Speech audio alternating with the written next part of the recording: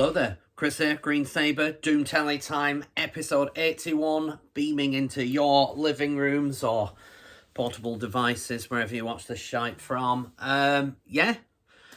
So, today's video, updates as per usual, which will include a gig breakdown, the Green Sabre gig that happened at the weekend just gone at Night Train in Bradford.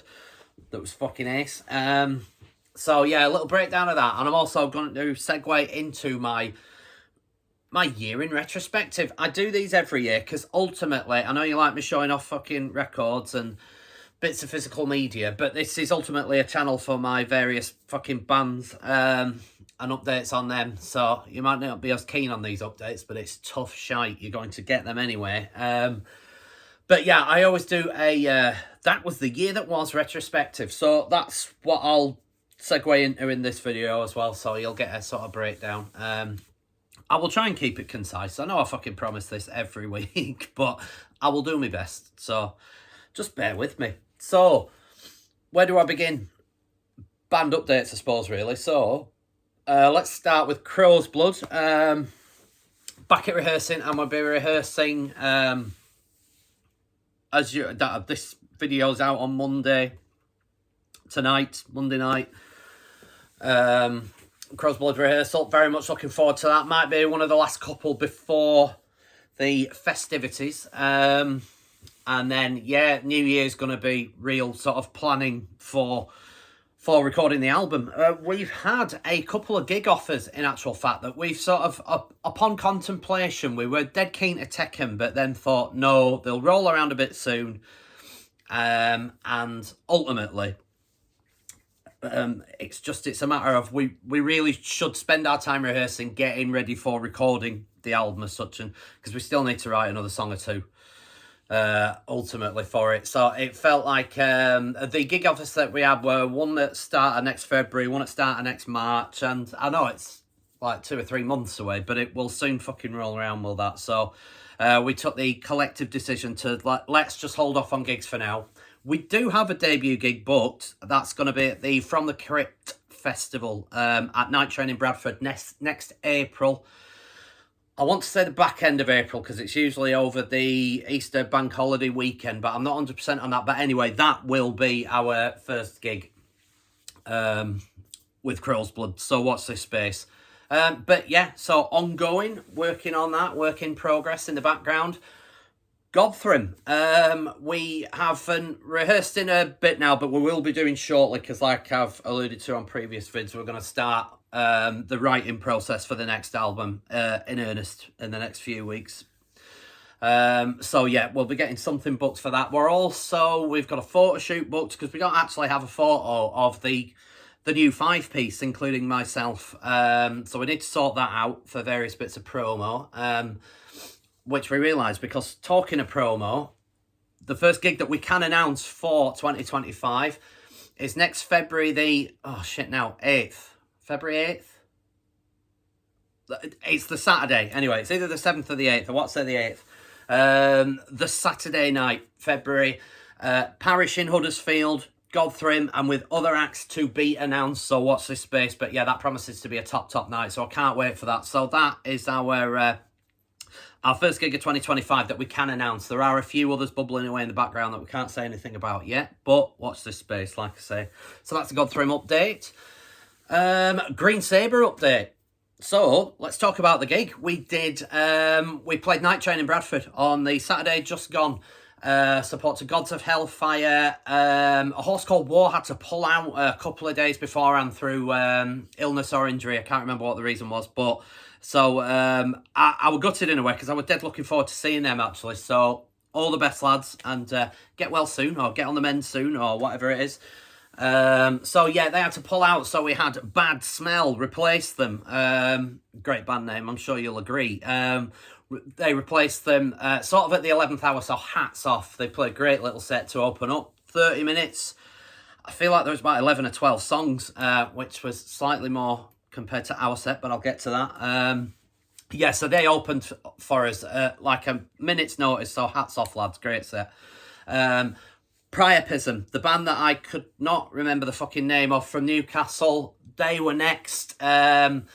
Newcastle-based, guitar, bass, vocals, samples, no drums. So sample drums.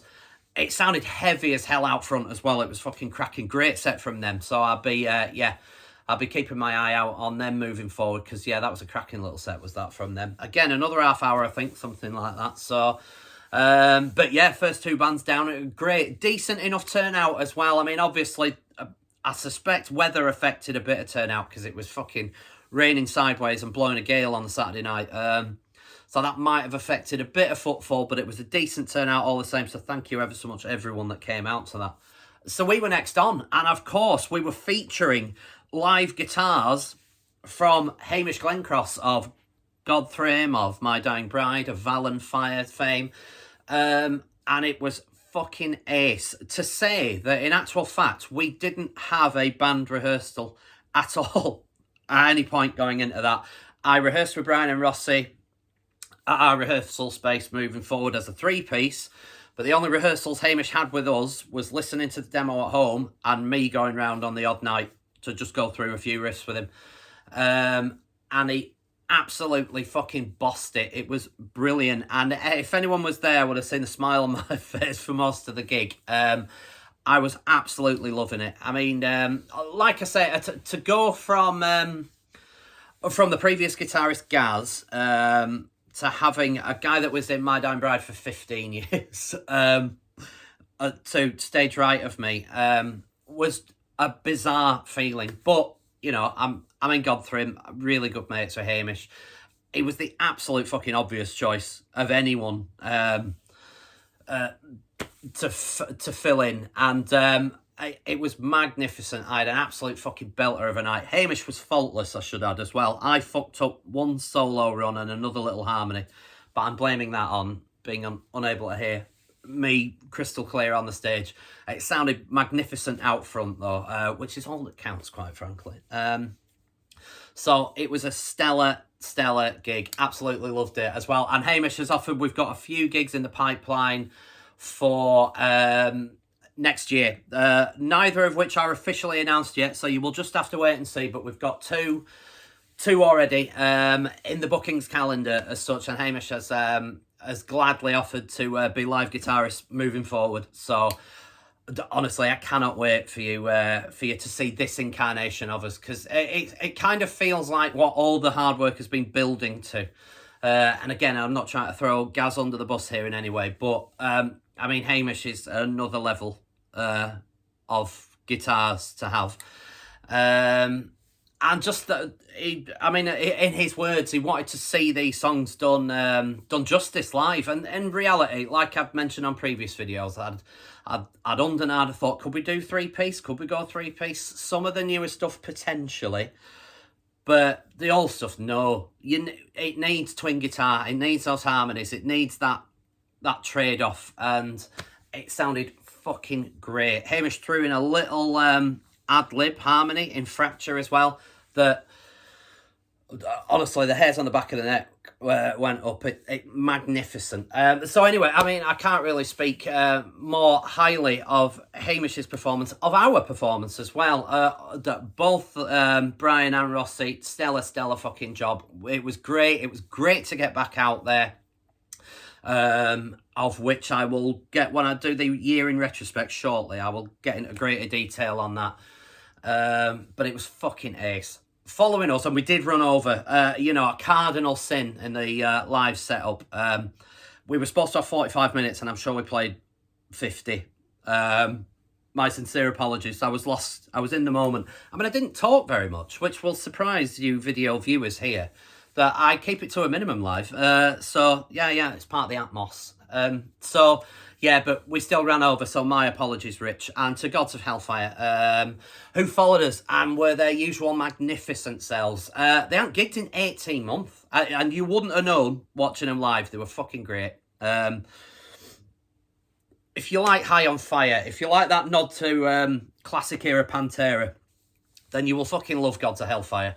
Because they've got that in spades. Riffage, massive. And it was great. It was great. It was a great end to what was a great night. And I nearly spoiled their set by fucking remembering that I'd left my guitar stand on the stage. So I dived on dead quickly, only to realise that as I dived on in the darkness, they were already set up good to go. I made it off that stage with seconds to spare. So any of you who noticed a chubby dark figure crawling along the stage, that was me. Just trying to get in on the Gods of Hellfire act as well. But anyway, it was a top night. So, right, 10 minutes, let's knock that on the head because I've got the year in retrospective to do. But anyway, it's safe to say that was Green Sabre's last action of 2024, and what a way to see out 2024. So, a year in retrospective, not just for Green Sabre, but for me. So I will cover Crow's Blood, I'll cover Godthrim, I'll cover Green Sabre. Which way will I do it though? As I've been talking about Green Sabre, let's start with them next. So, 2024, it wasn't as busy as 2023. And if you watch my year in retrospect for 2023, yeah, you will notice that, I mean, I think we did 8 or 9 gigs, which for us is a lot in 2023, but we've been accepted by the Bradford scene, which I cannot speak fucking highly enough of. It is a magnificent scene. And on a previous video where I threw the Lancaster scene under the bus, and I will still throw the Lancaster scene under the bus because it's fucking shite for the most part. No one tries hard enough to make it work. But anyway, I'm not fucking bitching about the Lancaster scene anymore, just to say that it's shite. The Bradford scene is fucking not, though. That is a proper scene, and I can't stress that enough. I honestly can't, and I feel like I said this on last year's retrospective, I cannot thank the scene enough for how they've accepted us. I mean, I suppose we always used to describe ourselves as Lancaster based, but I mean, that would be a lie in actual fact. Yes, we do still rehearse out of Lancaster because Brian Rossi are based over there, but we're Leeds/Bradford based now. That is the best way to do it because that's where I am. That's where our contacts are. That's where the bulk of our activities happen.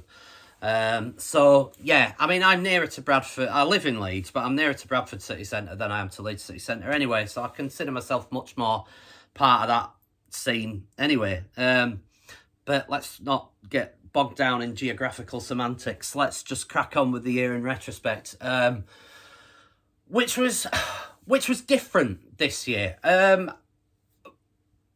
Off of last year's video, I expected Green Sabre's year in retrospect of 2024 to be more, we'd done the recording, we'd got new material out, and we might have done 4 or 5 gigs here and there, something like that.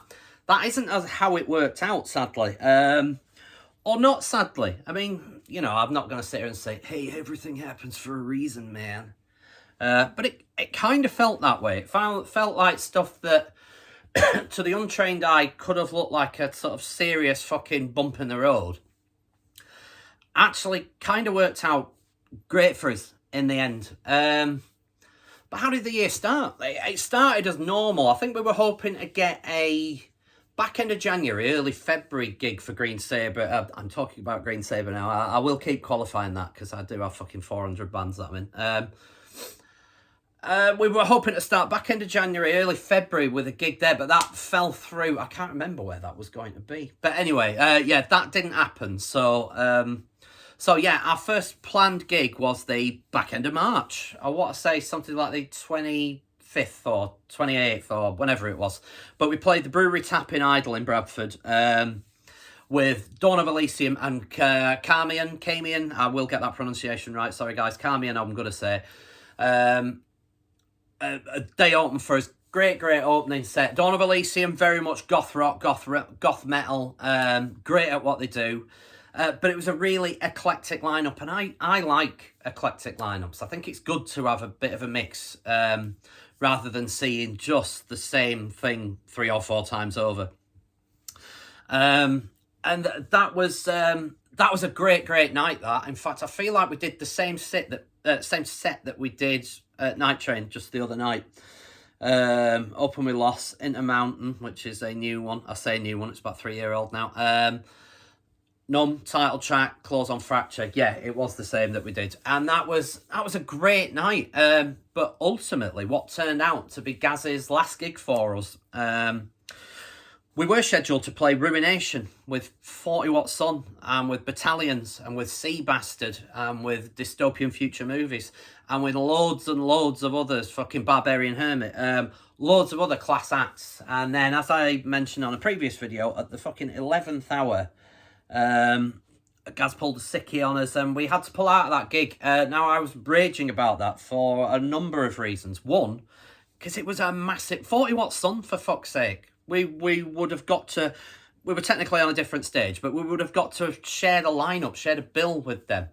And for those of you that do the band thing, when you get an opportunity to be on a bill like that, you fucking take that opportunity, because you don't know when when you might not get an opportunity like that again. So to pull it with zero to no notice as well it's making me fucking angry talking about it now. It is unforgivable, and it is an absolute fucking strict no-no but obviously certain things happen for a reason, certain things happen and there's really nothing you can do about it. But not only would it have been a stellar lineup and something to tick off on the old Green Sabre CV, but I maintain we'd have got at least another 2 or 3 gigs from that across the year, thus making a bit of much needed coin to pay for things like recording, like merch, for, we're not a heavy gigging band anyway at all. So when one of the few opportunities gets fucking pulled from under you, it's majorly frustrating. So that was, I want to say May 10th, May 11th, something like that, whenever Ruination was this year. And we had to pull out of that at the 11th hour. And essentially, not just pulling out of that gig and losing what potentially was other gigs, that was what caused quite a bit of churn over spring, summer, even into autumn for us in reality. For want of a better phrase, I fired Gaz the day after. I wanted to go to the gig, to go and watch 40 Watt Sun, to watch Battalions, to watch the bands that I mentioned before.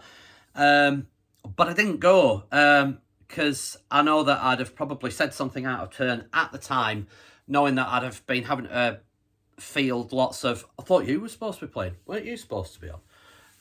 Anyway, the fucking top chaps from Iron Rat filled in at the 11th hour. So thankfully, the guys from Ruination, shout out Lyndon, shout out Gaz, from Iron Boar Bookings, Son of Boar.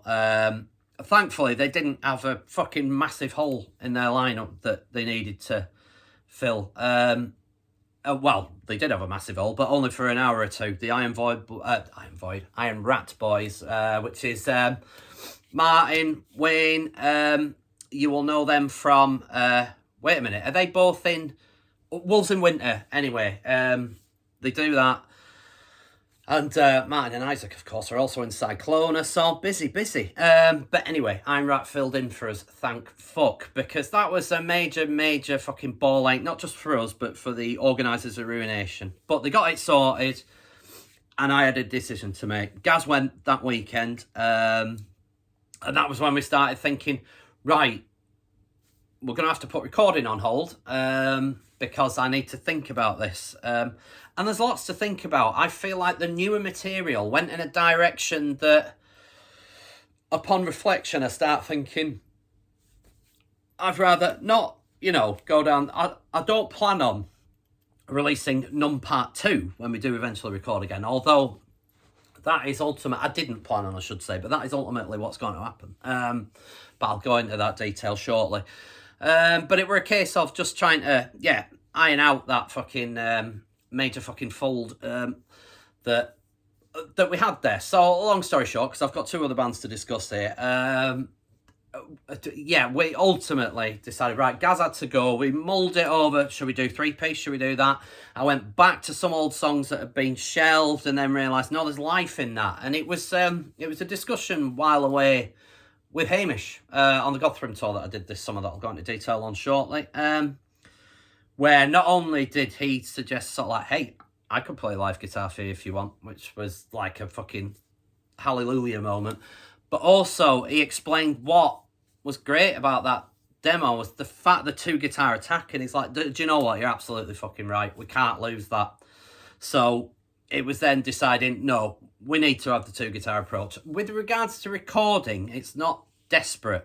I can do all of that anyway. I mean, I write everything, so it really didn't affect us from a recording sense. It was just a live sense that we had a bit of a sticky wicket. Anyway, we had the summer to plan because I just put the shutters up and wasn't taking gig offers because we just weren't in a position to do them at that point. And I knew then that the only other gig that we had planned was this one in December 7th, at Night Train supporting Gods of Hellfire. I thought, right, I'll get something sorted by then. Thank fuck for Hamish, we did have something sorted and in place. And like I say, considering that we still have not rehearsed as a 4-piece, how well that went. I mean, fucking hell, hats off Hamish. Yeah, it was just magnificent. So, yeah, I'm glossing over a lot because a lot of it just felt like treading water for a moment. But we've come out the other side of it. 2025 will be much better. We are recording. We are going into the studio. Now, I mentioned on a previous video, but if you didn't see that, the plan is now to redo the tracks Loss, Fracture and Numb, the 3 big tracks off the demo. We're going to redo them at big studio quality. So you will finally get to hear them songs kind of how I always wanted them. But obviously we're still on a budget, but we have a slightly bigger budget that we can throw at this, and throw at it we will. We intend this to be like full fucking album quality.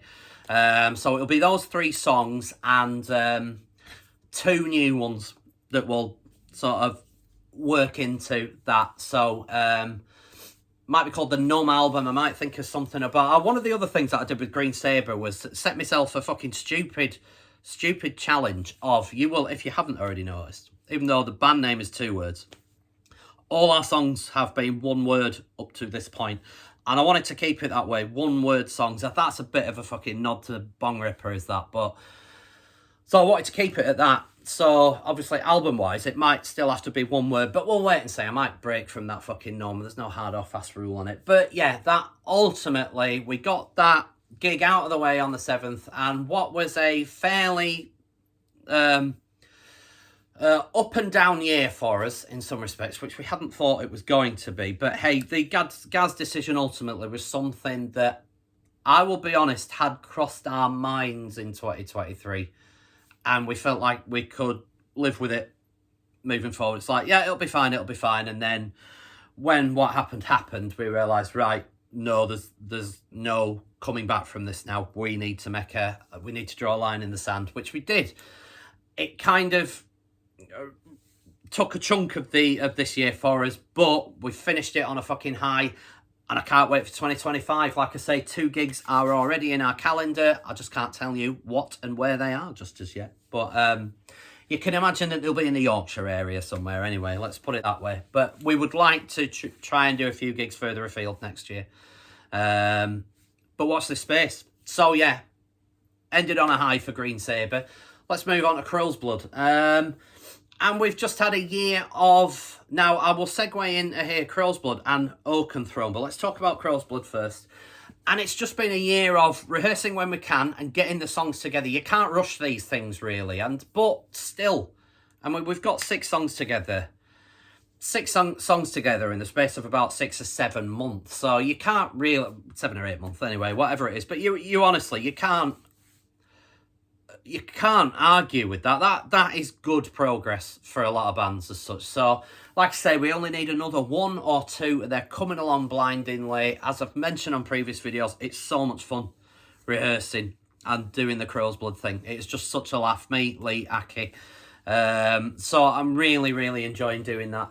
And yeah, long may it continue. And next year we plan to record with Crow's Blood as well. So it'll be a busy year for me recording, because we plan to record with Godthrim as well. So yeah, cannot wait, because recording's my favourite part of doing bands. Most people all think I'm fucking mental, but I love it. I love locking yourself away and just concentrating on your craft, if you will. I love it. So yeah, More rehearsals with Crow's Blood, but besides that, yeah, it's just been thump. Like I say, we've got one gig planned for back end of next April, but that is it so far. It is the album recording and getting that finished and finalised that is our main priority. So yeah, look forward to what should be a lively 2025 for Crow's Blood as well. I'll mention Oaken Throne. Lee and Aki from Crow's Blood, their other band, Oaken Throne, sort of folded for a bit over this year. I think we're a culmination of a few things that came together, and sort of Lee just decided, you know what, I can't be fucking arsed with this. And just kind of left it there for a bit. But he had a couple of songs that he'd written that they'd recorded on the back burner. Anyway, it occurred to him a couple of months ago. He just sort of thought, I want to get these songs out, otherwise they're just going to niggle at me. And he asked me, would I mind putting some vocals to? So I was like, fuck yeah, I'd love to. Oaken Throne are brilliant. If you ever managed to fucking catch them live, they were sensational. So I was more than happy to help. I couldn't wait, in actual fact. But I've never done like a clean vocal to stuff before. So to say I was sort of outside of my comfort zone would have been a bit of an understatement, really. It felt like quite a challenge for me. Anyway, I think I did a reasonably good job on it, with Lee cracking the whip as well. Lee was really helpful.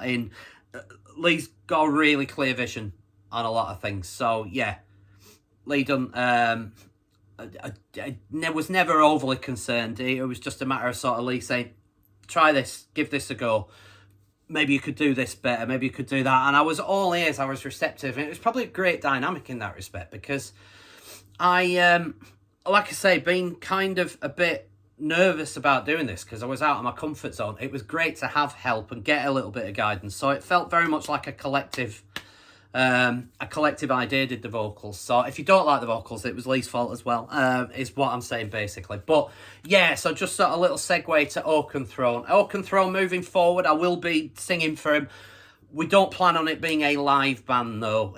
We're just a kind of recording project. So it won't be busy, but I'm fucking thrilled to at least be able to put my voice to that.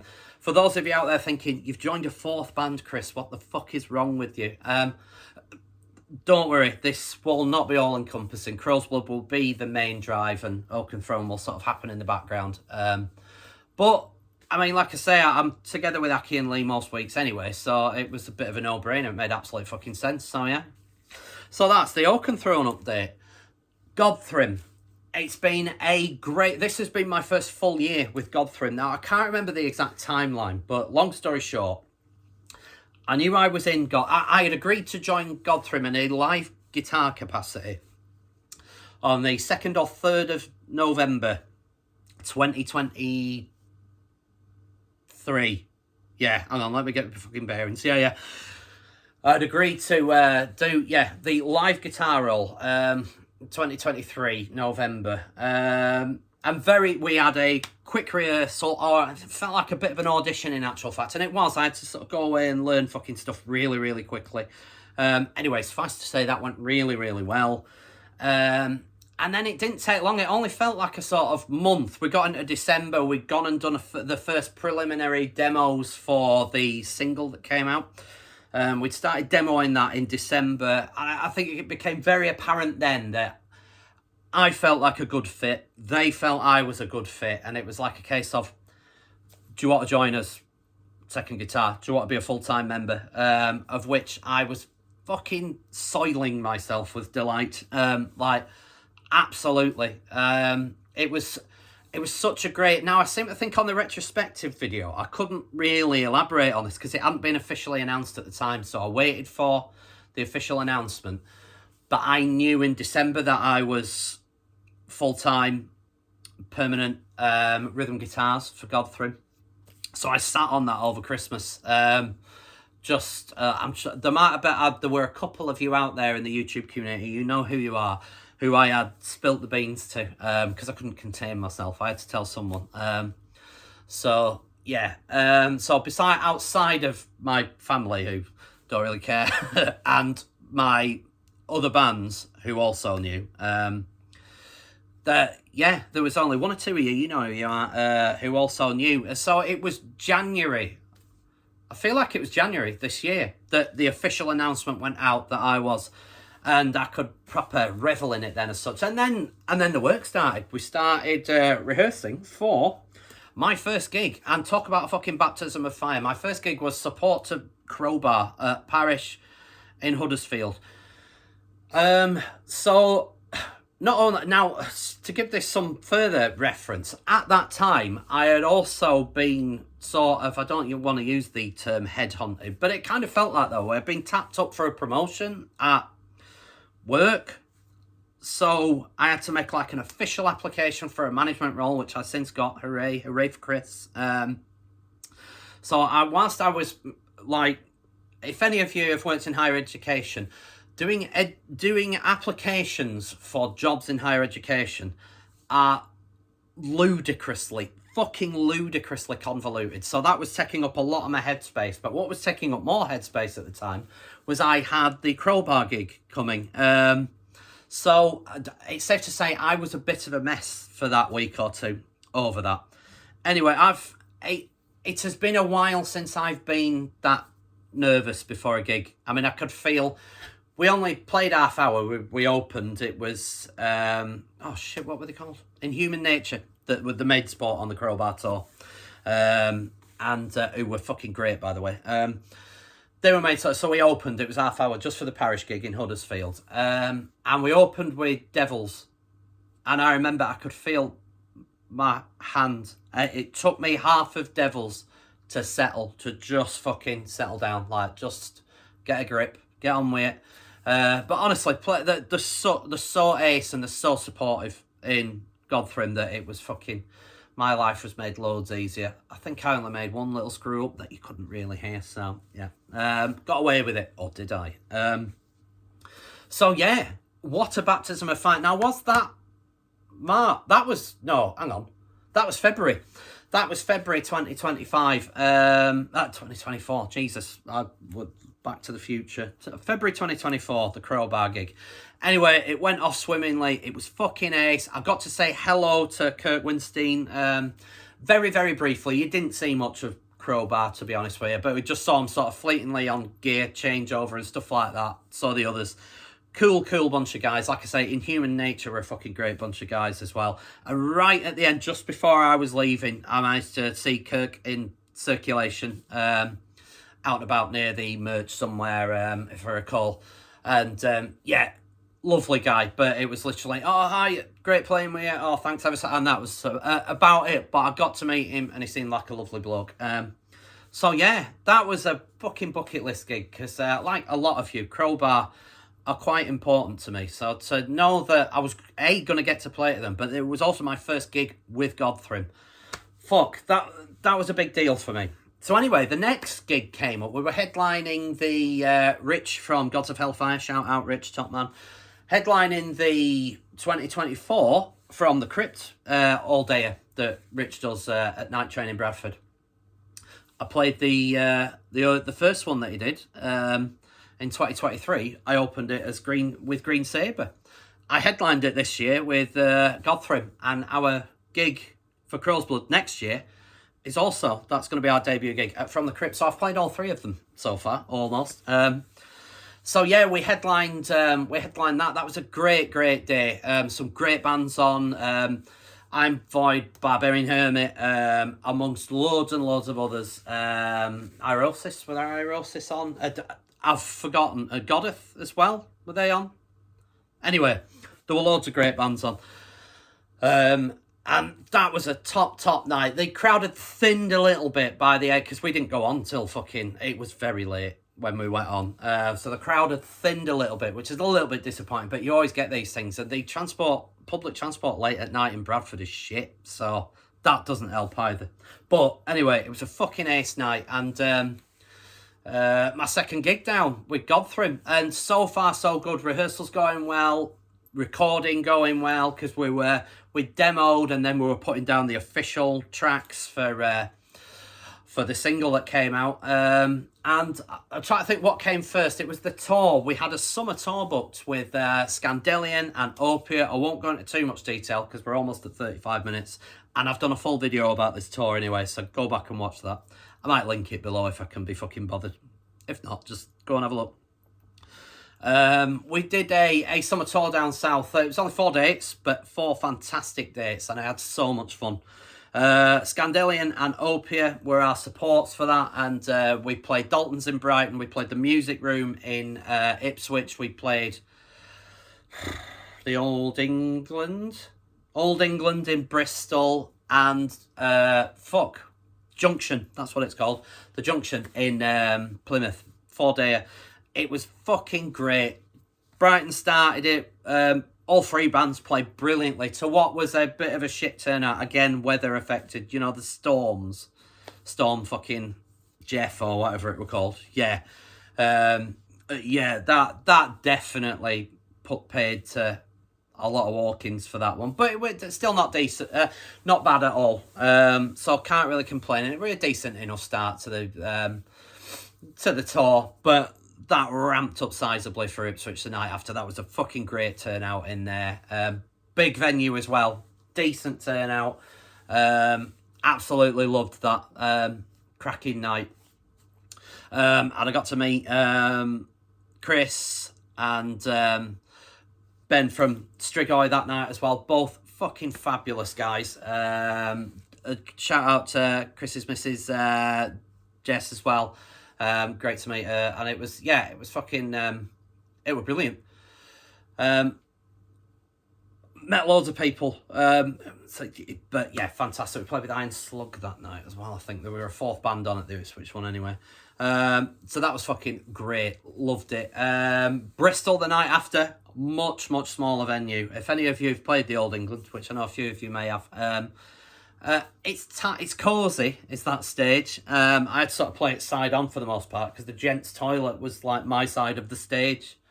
You'd have people sort of walking on like, don't mind me, just going for a piss. So that was we had to work that around. But it was again, like I say, tiny little venue, but fucking packed in there. So it was a good gig, was that. And then the Junction for the all-dayer. Dan of Opia set up, shout out Dan. Some great bands on at that. Moon Reaper I particularly liked. There were a few bands that I missed because we went into town to go and actually see, so it felt like we hadn't seen anywhere properly. So missed a few during the day. But who else? Well, Consecration, of course. I finally got to meet Liam. Shout out Liam, Top Banana. Got to meet Liam in person, which was ace, and I can't wait for the next time we do that. I got to see Consecration live as well, finally, which was fucking ace. They're magnificent. Do see them if you get a chance. Headline that. Few sound issues on stage. I keep getting really fucking bags of feedback out of the monitor in front of me, so that was mildly cretinous. But, you know, other than that, it was a top fucking tour. We piled back from Plymouth all the way back up to Halifax that night. So that was quite the journey home, but it was the end of a great tour. And then the weekend after, we released a single. My first single. My first official release with Godthrim. So that, I think, has been a highlight for me for the year. Absolutely fucking loved it. I loved recording it, loved the process. It sounds amazing. It's a digital-only release, but I think the plan is moving forward that they're going to compile all the singles together and maybe do a physical release at some point, maybe this year. Next year, 2025. But yeah, that was fucking magnificent. So my first single we got through released on Profound Law Records. So that was a big deal for me. That's my first, in all my life of doing this fucking shit, that's my first official via a record label release. So yeah, it was a big deal to me, was that. So yeah, absolutely loved it. And since then, we've been doing the Godthrim with Hamish live, the Green Sabre with Hamish live on guitar, continuing the Godthrim stuff, because like I say, we're now starting planning for the next recording, which will be happening next year for the next album. So yeah, all is well. I've probably forgot something really, really massive. apart from, as I mentioned earlier, Godthrim have our first gig that we can confirm. 8th, I forget that day, 8th of February. It's the Saturday anyway. Parish, Huddersfield. Support to be announced. But yeah, come and see us at that. Tickets are already on sale. And we've got another couple of gigs across the year that we can't say anything on yet, but watch this space. So yeah. Right, 40 minutes. Let's wrap this up.